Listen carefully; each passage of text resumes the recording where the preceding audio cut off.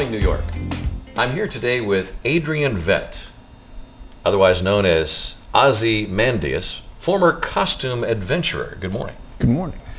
We've all heard of him, and he has a new book entitled The Vett Method. The Vett Method. Personal training book, is it? Or what training regime? What kind of thing you? It's intended to nourish the mind, body, and spirit, the entire human essence. Well, with all of your accomplishments, my question has to be this. Why would you want to sell those personal secrets, not keep them to yourself? I feel it's my duty to share the knowledge that I've accumulated over the course of my travels. So like you say, you want to help mankind, not just a personal thing for gain of your own. That's correct. Okay. Well, since your retirement from costume adventuring, tell us a little bit about how you've spent your time. I spend a lot of the time playing markets and investing in various enterprises.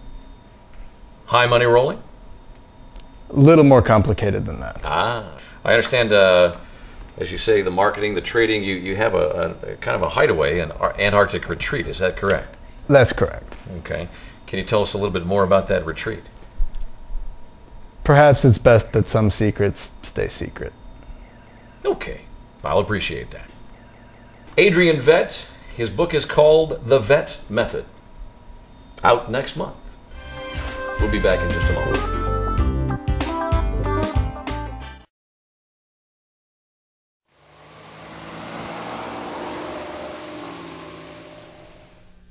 The comedian's dead?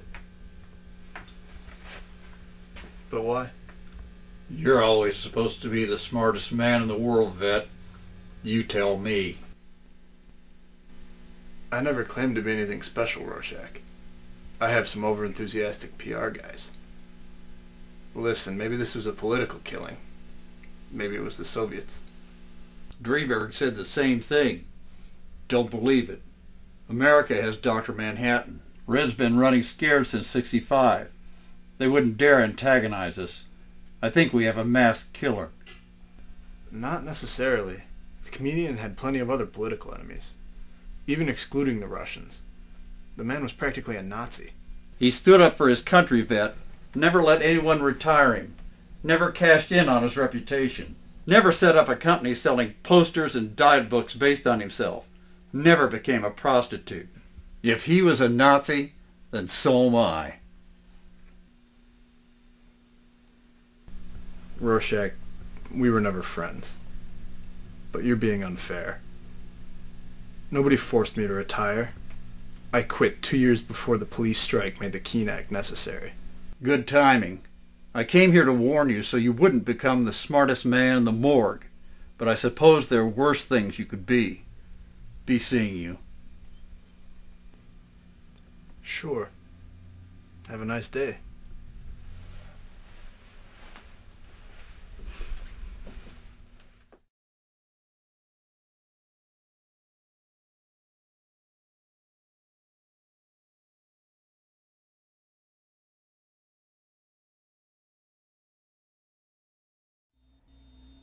Good evening.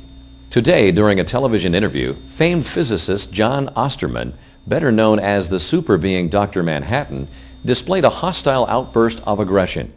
The once proclaimed true American Superman and Vietnam savior reacted unsoundly after a press member presented allegations that Manhattan had contributed to former lover Janie Slater's state of terminal cancer.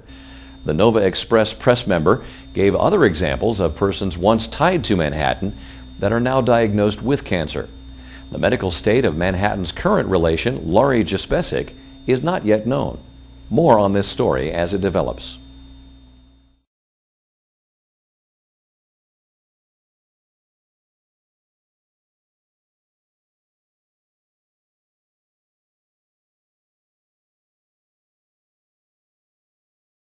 Mr. President, if the Soviets move into Pakistan, it's probable that they'll make their way for Western Europe.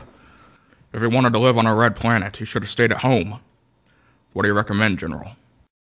There's no way around it. Without Manhattan, we can be ready to strike in 7 days. We have a chance of wiping them out before half their birds are in the air. Are no other losses acceptable? Britain gone, Germany gone, almost half of our eastern coast. I don't like it. But I've seen worse scenarios. Losing the East Coast, New York, Washington. I'd always hoped that the big decision would rest with someone else. This will all take a lot of thought. Thank you, General.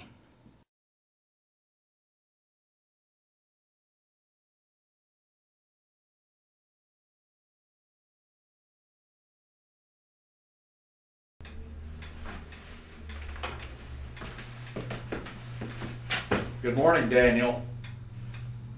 What? Brought you your Sunday paper. 2 of us gone, all within a week. Comedian dead, Dr. Manhattan exiled. Who's next? Lori, Vet, me, you? By the way, you need a stronger lock. This one broke after one shove. My new lock? Poor choice. Get more expensive one.